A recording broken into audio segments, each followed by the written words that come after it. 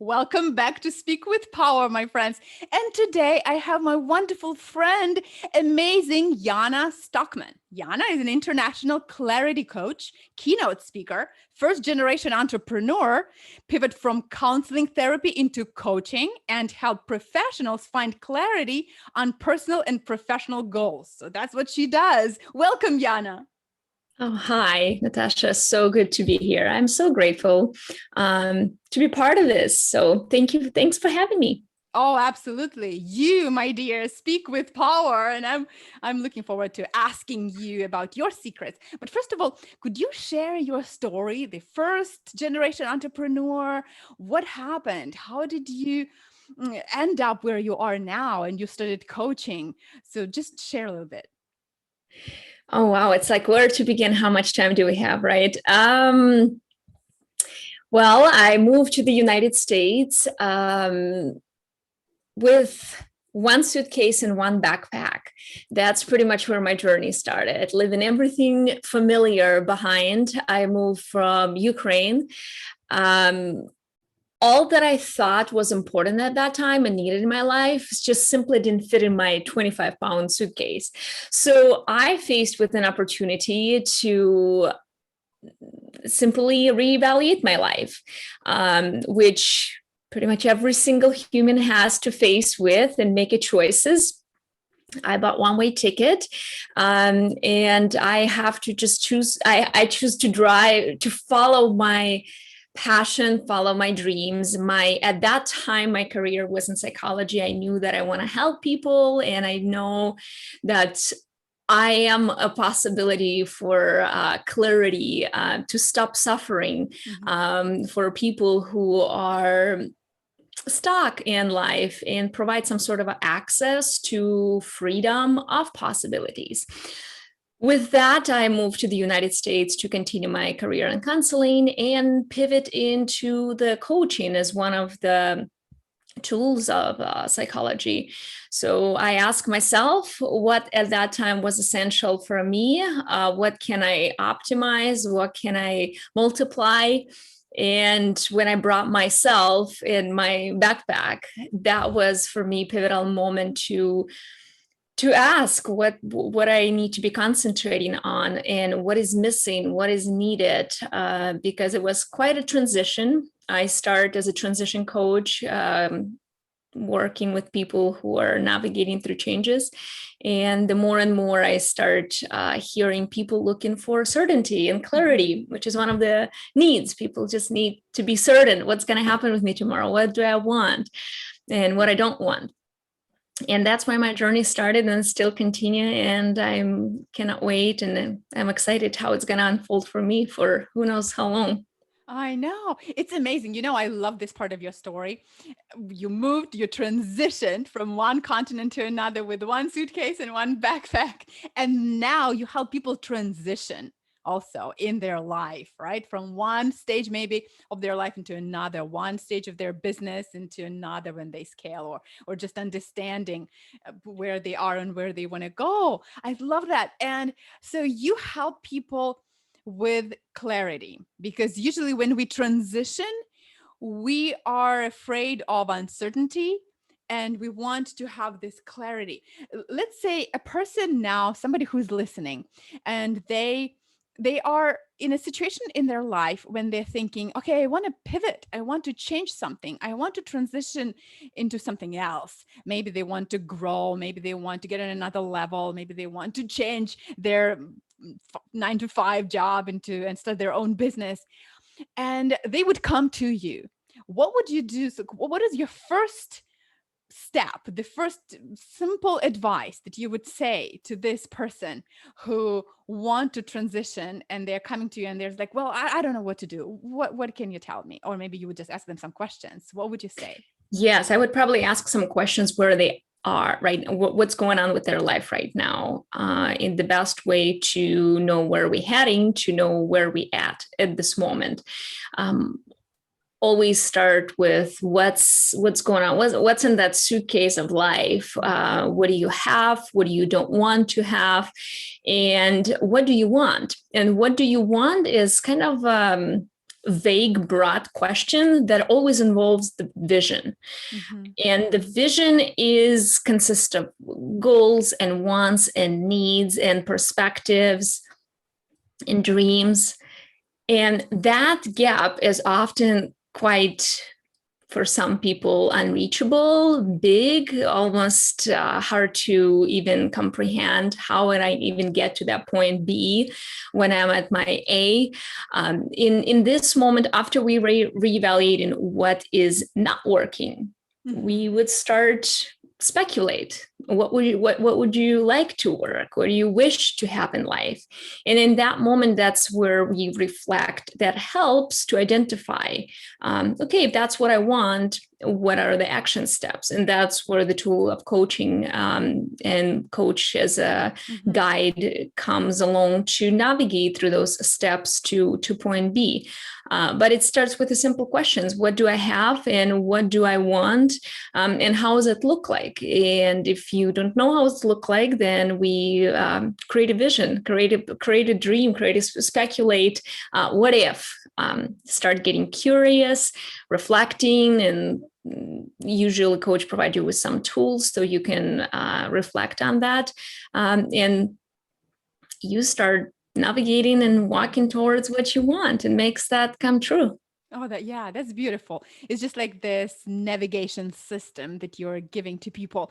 And I love how you said at the beginning, we have this suitcase and we carry what do we have in our suitcase, right? So what do you have and then what do you want? So this question, what do we have in our suitcase? It's very important because a lot of times we have stuff that we don't need, that we don't want. Maybe we think we want it and we think we need it, but we actually need to get rid of a lot of stuff. What do you say? Is that true? So there's this whole stuff. How do we declutter? How do we get rid of the unnecessary stuff and actually take one little suitcase or one backpack and then go into our new life, just like you did in your life? And then when we get into this new stage of our life or our business, how do we get rid of that, all of that unnecessary stuff that we actually hold on to? I know, because I hold on to a lot of stuff that I need to just let go, whether that's physical in my home, in my office, or that's something just in my head that I need to let go. So I know that well, it comes to with a simple decision. Like, do I want to declutter or not? Is it suits my life or not? So if you make a decision, the rest is pretty much just action steps. A lot of people think that something is missing in their lives. That's why they need to go and get it. But the first step is always to strip down to essentials. Okay. Like, what has always been in me? Like my skills, my talents, my knowledge, something that makes me so unique, and I don't have to go and get it. It's always been there for years, for as long as it served me. And those are the good stuff. That's what makes us unique. That's what makes us brave, courageous. And that's what we start with. What do you have and what do you enjoy about it? What do you like about yourself? That's why applying that, not going to leave any room for what others tell us what we should become. And second starts with uncluttering yourself and see what is clogging the life or what is not mine, some sort of a belief or values or someone's opinions, someone else's lifestyle, because we acquire that. And we live in human experience, and that's normal. So everything, uncluttering yourself, concluding like everything you plan to keep should have a value because it's functional, makes you feel good, or it's just beautiful, or you just love it. We give attachment to things and very rare to, we give attachment to people and very rare to things. So even like think of a old car or old previous version of famous phone, last pair of shoes or friendship or career that's not fulfilling us, and think of how good it made us feel, because things are changed, we are changed, and we are moving on in life. And to be honest, uncluttering yourself, creating space for bring more in life. Then love what you have. We have so many beautiful things, and there's not that many of them that are truly, truly, truly special. Just simply love what we acquired, and taking inventory of life is huge. And then recycling your mind, because we don't even separate what is creating lots of uncertainty in us, or not being confident. And that comes to simply not separating. It's all we just acquire day by day, and not reflecting back, which is important. Mm-hmm. Well, what do you suggest? Do you suggest to do some kind of regular decluttering process, some once a month or once a week? Or is it like, how do you do that? Or is it just like one thing once you do it and then it's done? I think it's just an ongoing process, because we are evolving and things are constantly changing for us, and there is no like one golden rule to go. I would say just make it part of daily life and simply listen to yourself. It don't have to be some sort of a routine. Just asking yourself, how am I doing today? Just have a self check, and that would give some clue. How am I feeling today? Am I feeling down? Am I feeling excited? What am I feeling excited about it? Give some sort of an understanding or attachment what really fulfilling my life or not.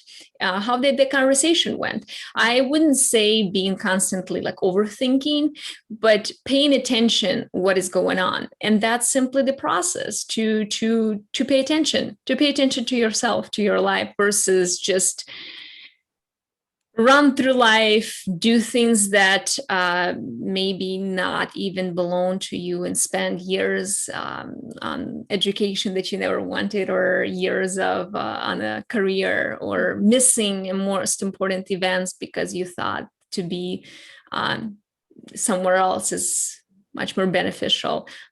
Things like that. Yeah.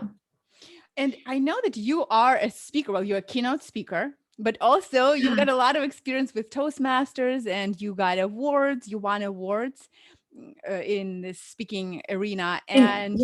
And you were the president of the Toastmasters Club for 2 years. So you've got a lot of experience in this. And this is the podcast for people, for entrepreneurs who want to speak about their services and their ideas and just market it to the world. And they want to do it with power and with confidence. And we are here to help them. Now, what would you say? Does minimalism like this help us to be also better speakers or not? Is it connected? To me, minimalism about like mindfulness and simplification of life. We human beings making things so complicated, even though they're simple, and then we have to overthink about it, and then we kind of creating a lot of extra movements in life, versus just simply be and not simply do, to define who we are. When it comes to public speaking, I think my journey started because when I moved to the United States, like English was my third language. So in order for me to express myself, to fit in, to adapt, I have to simply speak and communicate. And when it comes out as unclear due to accent or simple lack of practice or lack of cultural understanding, because language is a perfect tool for culture definition, I felt it was constant struggle. It's challenging. You are used to expressing yourself, and here you have to like blocks in terms of how do you explain yourself? How do you appear clear? How could you bring your point? And that was for me a pivotal moment, because I was in the place of industry when you have a conversation as a coach, as a psychologist, and you have a meaningful conversation about deep stuff, like some pain, some obstacles, internal things that people couldn't even explain themselves in their own language. So it was challenging for me. How could I even start my own business and express myself and bring the point to the client so they can have an aha moment, the breakthrough moment to move to create life that they want. And I just, like a student, if you don't know how to make it work, you go and ask for help. And at that moment, I did not know where can I go and practice my public speaking skills without embarrassing myself or promote myself. I went to Toastmasters, and that was a great way for me to hone in my skills in public speaking. Yes, be embarrassed every week and mispronounce things, and draft as many speeches as I could, rehearse them every week. Then I would be confident to go and speak, to be that voice for voiceless, because that was for me the main point. Like, why would I start speaking out loud to the people who cannot speak up, who cannot express themselves, and they keep doubting themselves for life? That was my motivation. And then I start challenging myself, and I apply for international public speaking contests, several of them. And knowing that I'm not even native speaker, it was great experience for me as a human being to be uncertain, to be not confident, to fail, to lose, to not make it to semifinals or finals, to ask for help, to all kinds of feelings that kind of shaped me as a speaker. But along the way, I learned so much, from the confidence to structure of the speech, to personality, to self-expression, all kinds of stuff. And it was a lot. So I thought, how can I simplify, minimize that? And it always comes down to the story. And it always comes down to who you are, and how your traits, your charisma, those essentials that I mentioned earlier, the basics. What did you always have?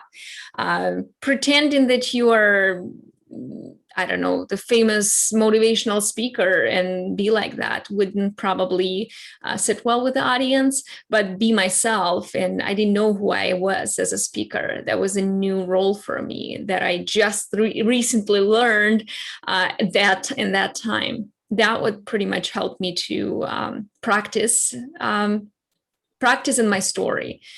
Those two things that kind of like carry me on through every single competition.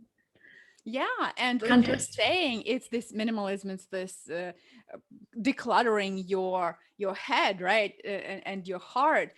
That also works in, like you're saying, your story in the speech when you are sharing it. We don't want it to be long and just everything, every little detail. But when you, for example, you are sharing your story at the beginning or now when you learned about public speaking, I just want to point out to everybody who is listening. So when you are sharing the story, just look what Yana just did.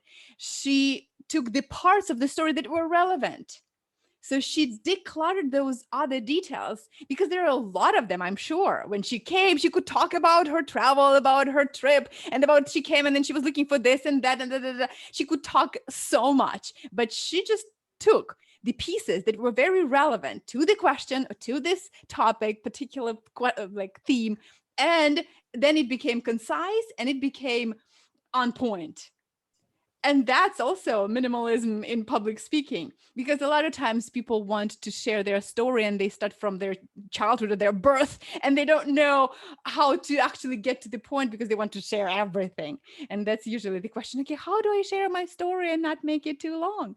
Yes, you just got to. I remember actually, Natasha, I got an assignment to bring the value into my message, into my story. And of course, being determined, but super nervous, my inner overachiever and my perfectionist got to work. I start typing, digging in for most exquisite, like heartbreaking, powerful story of my life. And I struggled to find any. I'm like, oh my God, my life is just like, has no blockbusters or anything like that. How can I impress people? So nothing worth, I thought, to share that maybe blows people's minds, something full of drama and tragedy. And disappointed, I immediately called my parents to interrogate them, to give me some juice, because my reputation is on the line and my expectations were high to tell the story that I thought will be great. Like, mom They and dad, got tell me what happened in my life. yeah Nothing yeah when I interesting was happened. little, like what did I do, and like um why did I just was that courageous to do that? Like what's inspired me? Like, did you do something? Did you say something? I immediately saw that like a movie scene that someone important comes to your life and your life is changing. And they said no, they just give me some obvious facts that I was an active kid and I was constantly involved in like early challenges and adventures. And my reply was like, that's it? Like I need more. I need like depth. Like was there a drama that I Drama. I started was gonna like say, we want drama. yeah. And what I realized is that I knew that the value of my story, and when I gain my value in years of like competing on the stage performances, being like lost in the world traveling, uh, I made them just the trip or just a lesson or just a performance on the stage, because I've got my fair share value out of that story. So I felt why is it important for others to hear? I was missing is that to share my not perfect quotes, not perfect story, and by exposing myself to someone might get the even bigger value, get inspired people, get motivate people. We have emotions and feelings, and wake up and live those stories every day feel maybe dull, but for someone to hear that story might completely change and inspire their life.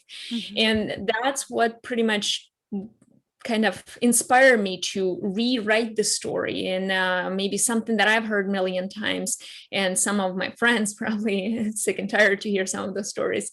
For someone, when I was sharing, people were blown away and I had no clue. I thought my story is just not unique. Well, so many immigrants immigrated to different countries. They start the business from scratch. They live out of the backpack. Like, what's the big deal to travel to 30 countries? And people like, what? Mhm. And I was just shocked that my experience was quite remarkable. That for me felt like, well, yeah, you survive. You just do things because you didn't have much. So Mhm. what's that? We label that, we judge ourselves, and Yeah. that was my experience from I'm not unique, I or my know. story is not that important. We underestimate ourselves so much. We don't see it just because we lived through it, and we don't Mm-hmm. think that it's something. We think it's too lackluster, it's too boring, it's just everybody else. I know. I have the same sometimes when I think about my story. I think, well, what's so unique about it?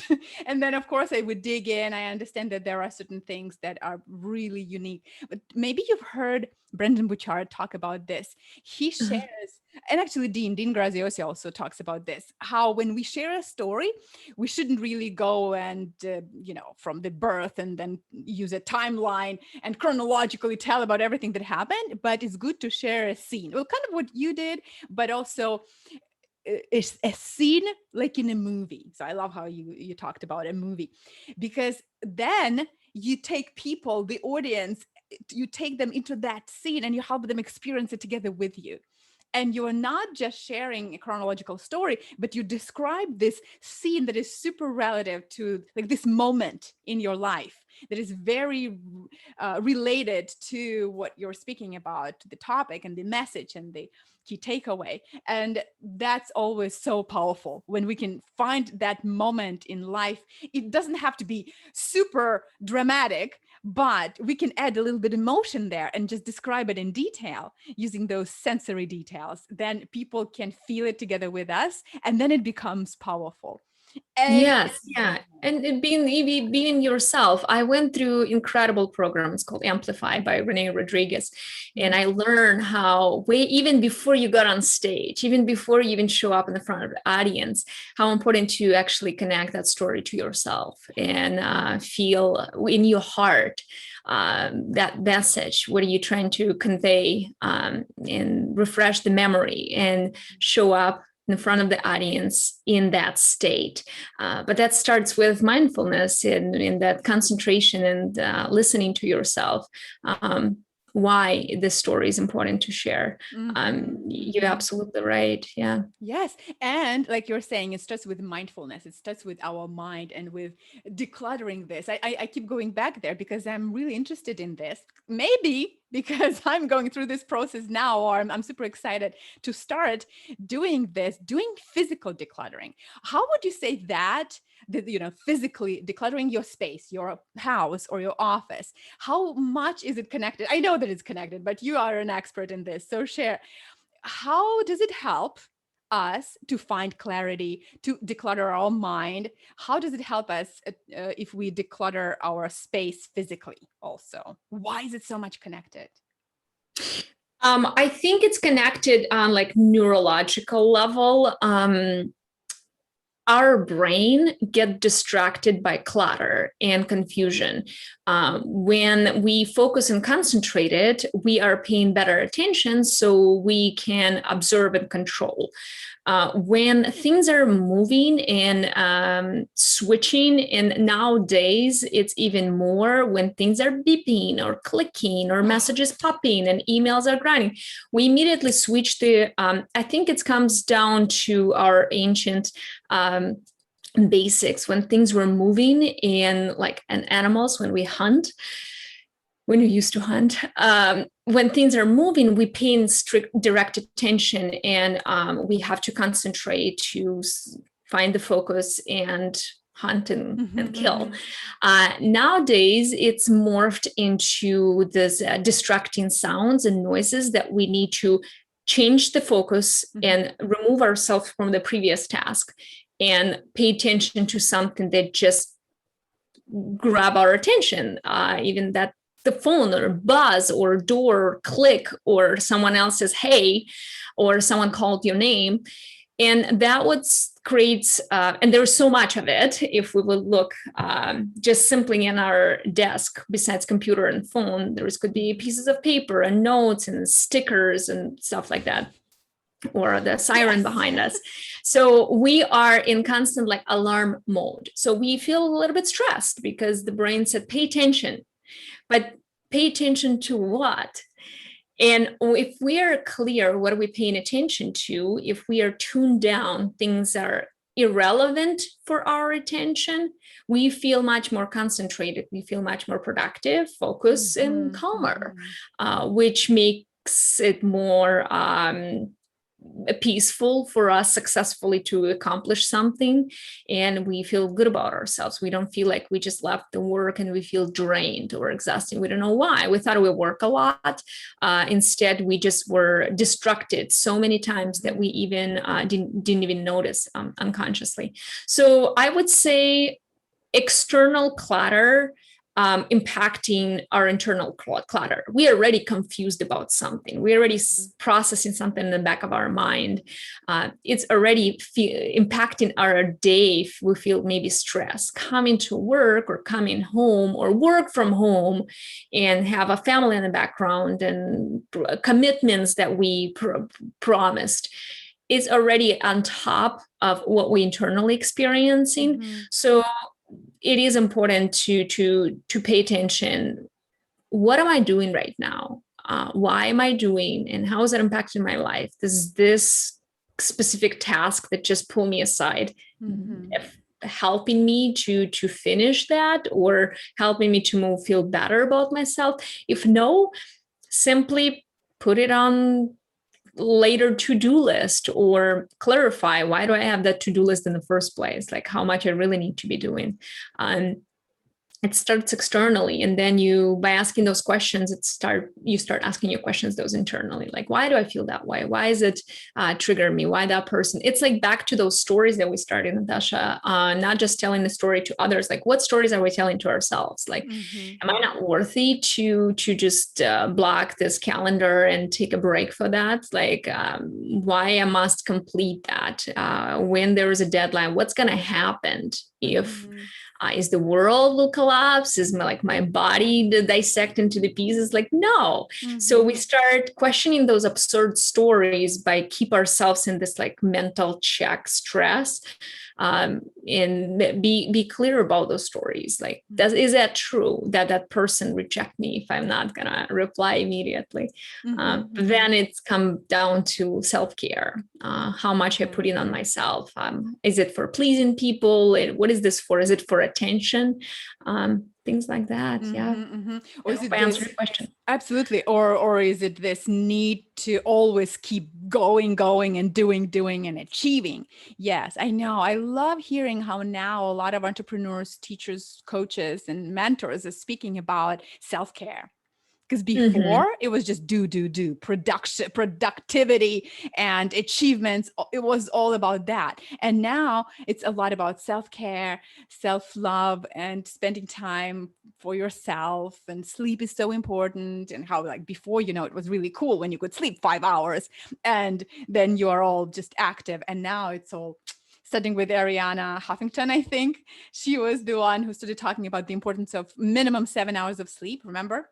Oh, Mm-hmm. she talked about her burnout and how she collapsed in her office just because she was tired. And yes, I love it. Absolutely. We need to block that time and be okay with that and value. I'm talking about myself too, because I'm just always about going, and sometimes feel guilty if I don't do anything, if I'm Yeah. just spending time resting. And it's unfortunately, it's a rabbit hole. It's an ending process, and Mm-hmm. we must trigger the next tasks. So otherwise, we would not go after that. And if we don't go after that, that's the question: what's going to happen if I would not achieve that? What's going to happen if this goal never get fulfilled? And hear what's there, or see, or look what's there. It's not right or wrong, but that's what comes to the recycling. By recycling our mind, we challenge those beliefs and standards, not on those whose house or car is better, is it sex Mm-hmm. or five figures business, those whose shoes are more expensive and whose career is more impactful, but who you are as an individual, or what options you once had, and what the importance was for the world that you've been providing. It's just simply don't waste your mind. Be mindful about your waste, like waste of time, waste of energy, Mm-hmm. and what might be clogging your daily life and productivity, because it starts daily. It's not like, oh my God, how did I end up here? It's like, well, you've been doing this every day. So Mm-hmm. recognizing what stopped you from moving forward, what reduces your energy, and what limits your dreams. Those are like trigger points. Okay, how does it help me? Gives recycling separation, plastic from recycling, something that you can recreate and make some clarity about that glass, or reinvent some sort of a new product. Sustainability, and it's like, how do I sustain every day? Did I just like killing the clock, or do I repurpose this time maybe with family or my kids, stuff like that? Mm-hmm. Yes, I love this. So, would you say you're this clarity coach and you help people get clarity when they transition? Uh, Do you always have clarity in your life, or do you sometimes experience moments when you feel like, I don't have clarity in this question or in this issue? And then what do you do? How do you Always. personally? Always. I feel like if one day I would be like, and now I'm clear, I feel like I will be done. When I think my dance teacher told me, like, once in that moment, you feel like you're good at it, you're done. You could be pretty much, and I was 5 at that age Mm. when he asked me that question. I'm like, okay, noted. No, I felt it's an ending process that was created fun because we, as I mentioned earlier, we evolving or we changing, and our perspectives changed, our values changed, our life, well, people come into our life, leaving our life, we're changing careers. So our vision, because the clarity is always about vision. Like, for example, if I'm looking outside of the window and it's like dirty and foggy, and or outside it's like raining, foggy, and here I am going on the trip. I want to see the sightseeing, the mountains, the trees, and it's foggy, and you're like, oh, I had an expectation. I was going into the woods or see some scenes. And now it's unclear for me. So I'm uncertain. A, where am I going? B, how am I going to spend time? And my expectations was not fulfilled. So we start feeling that something is wrong. Mm-hmm. And it's not. It simply just comes to clarifying or redefine that fog. Some things are not dependent on us. Some things like weather conditions. And sometimes we just lost a map or we didn't charge our phone, so we lost our navigations. Some things are dependent on us, some are not. But we judge ourselves like it is. Like we could create a future world. If we would, everyone will be just enjoying life and they will be done of dreaming. It's ongoing process. Once I achieve this and this has fulfilled my life and I feel good about it, curiosity creates the next wave of excitement, but not from the place like I need more, this is not enough. Instead, what is there? How can I reach that next level? I'm curious, like it's exciting. Who else there with me on this journey? Versus like, well, here I am sitting with the 7 figures. Now I put in my name on the, I don't know, like a Forbes magazine cover, and this is it. And we're done. Right. Yeah. So I would say it's for me, when I'm stuck in I don't know where I'm going, I stop. I need to reevaluate. It's normal. It's physically fine. You're not just driving blindly into the fog out of curiosity and going off the cliff. You just stop the car, turn on the engine, and just take a breather for a moment and just look at it and into the nothing, and just make peace with that until you get clarified. Like why did you went that far? What really created that? At what point that fog started become unclear? And then you ask yourself, do I need here guidance, help? Can I resolve it on my own? What creates this uncertainty? And do I really need to understand what's going on? Or I'm in peace. I'm good where I'm at right now. And usually we are where we need to be on our journey. So I just give myself a break. In the past, I would probably beat up myself, creating another to-do list of what went wrong to be on that journey. But with time, you realize it's useless. It's waste of energy. It's back to self-check. How productive for you to create another to-do list and go into the rabbit hole, like a donkey chasing that carrot and going off the grip. You're not helping people. So if I am not in peace with myself and if not clear about some stuff, how can I be creating possibilities for others? I don't. So that for me, checkpoint how useful I am for the world. And if I'm not, then I need to take time for myself and recoup so I can be productive. I hope that's some sort of a clear answer. and I love that when you do that, absolutely. When you do it once, when you do it again, this whole process, then you can repeat it for the next, like you're saying. It's not that you've done it and then it's over, but then there will be something else because it's a new stage and you're curious, you're excited. So you're learning something else, and then you will again need to gain that clarity. But now you know because you've gone through that process. And there are some simple routines that many people treat like as a daily routine, like waking up, reflect, meditate, write a journal. write things down of what I want, like 50 wish list items. Just simple techniques that once we pull this out of our head, we stop contemplating, we stop hypothetically planning in our head. It's going to be just on a piece of paper, and it's going to be black and white or blue and white, blue and black, whatever. On the paper, we are clear looking at it, and we in agreement of what just come out of it. Sport is a great way of find some clarity and certainty in life. Dialogue, to find that clarity in life. For years, I wouldn't be having dialogue with some people. I wouldn't create impossibility for me to fix the relationship with my friends, to tell my parents something that I made up in my mind, what really didn't sit well with me for all these years, why the self-expression was not part of my life, and clarify those stories, have a fact check with people, because our story is our story, their story is their story. We don't know yet until we get into the dialogue.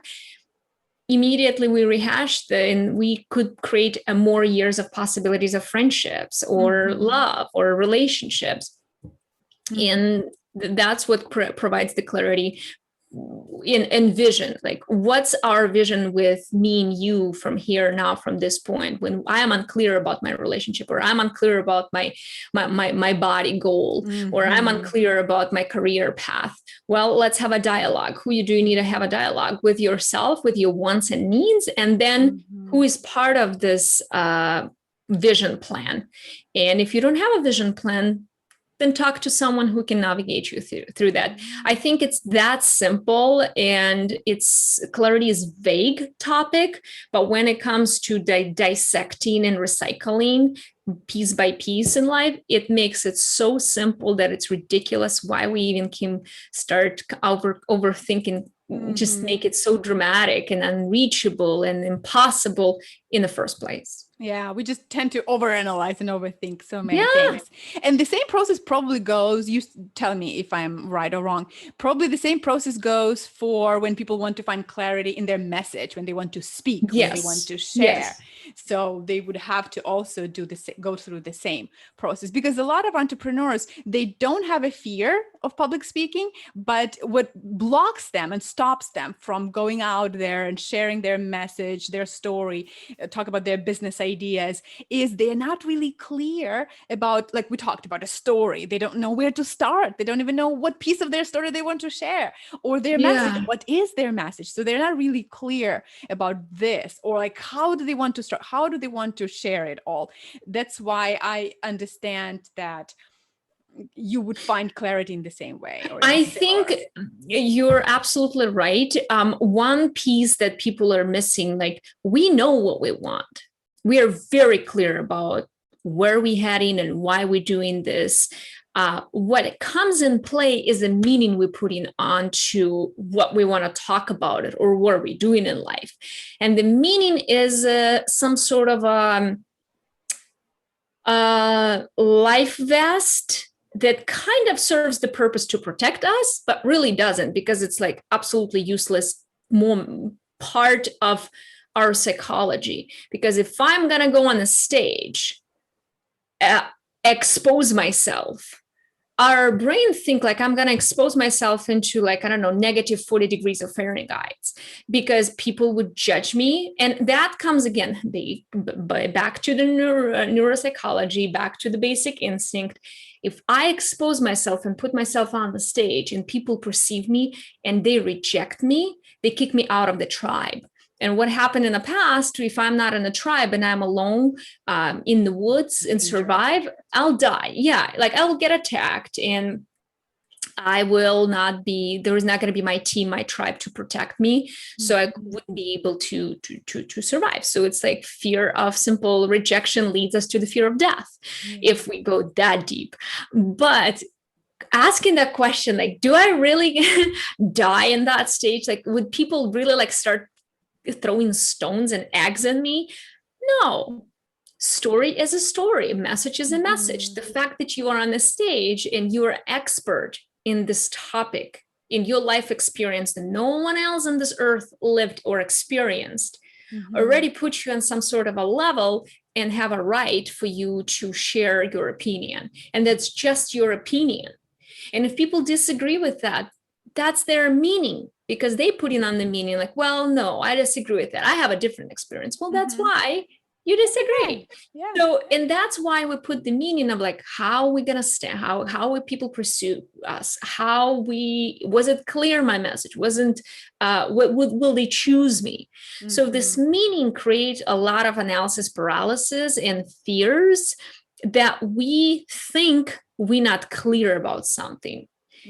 But all it starts with meaning. Like, what was the story before I went and tell the story? What was the story before that? Was that story what they gonna think? Will I forget my line? Is the mic will turn off? Like, will I embarrass myself? Will I get red? Or is there going to be someone in the audience that I'm not feeling good about it, or someone that I want to impress and I will screw it up? Is that story? Because that usually story comes way before your scripted story that you practice every day, every night. You support it with your experience, and I'm sure it looks impactful and amazing and motivating. But what comes first, the unrehearsed story, unconsciously rehearsed story. And that's what's sabotaging us due to simply protecting us. It's like protecting out of what? So we can get sabotaged, run out of stage, and feel safe because there's no one is looking at you, no one is judging you. I'm in my comfort zone, I'm safe. Absurd. No, I'm here to pitch some like the story, or like tell something that could maybe change the world or change someone else's life in that moment. That's what I'm doing. I'm here not to be rejected by the tribe of the people I sign up to speak in front of. So get clear about that absurdity of our simple way of listening to ourselves, what story play on the background is a key to pull yourself out of that fear of public speaking, which is exposure. Yeah, absolutely. That is just amazing. Thank you so much. And before I ask you one question that I always ask everybody, it's my favorite one. Before we wrap up, I would love to invite people to follow you, and we will definitely put everything in the description. So you have your website, janastockman.com. We'll put there, and you have a podcast and Facebook, LinkedIn, everything. So what is your favorite place? Where do you want people to go first to find you? I like to keep things simple in life. I am everywhere as janastockman.com. You can find me anywhere. If there's a platform that you enjoy the most, I most likely will be there, from Facebook to my private Facebook group of successful entrepreneurs to my Instagram account, and all of them is Jana Stockman. I love LinkedIn. If you're a professional hanging out there, let's connect there. If you just want to get to know me from the distance, go to my website, janastockman.com. I'm on a podcast, on the Apple Podcast, as Guidance to Personal Success GPS. I'm there as well. So you choose for yourself, and I'll meet you there. Awesome. Yes. And we will put your link tree there and the website so people can choose. You guys can just go there and pick what is the easiest way for you to connect with Jana. And you can get clarity in your life, in your business, whether you're transitioning from something that happens just in your personal life, or maybe you're getting to the next stage of your business, or maybe you want to start a business. Whatever you're going through, Jana can help you find that clarity. So don't forget to follow her and click on any link that works for you. I know that you will get your answers. So now, Jana, the question for you.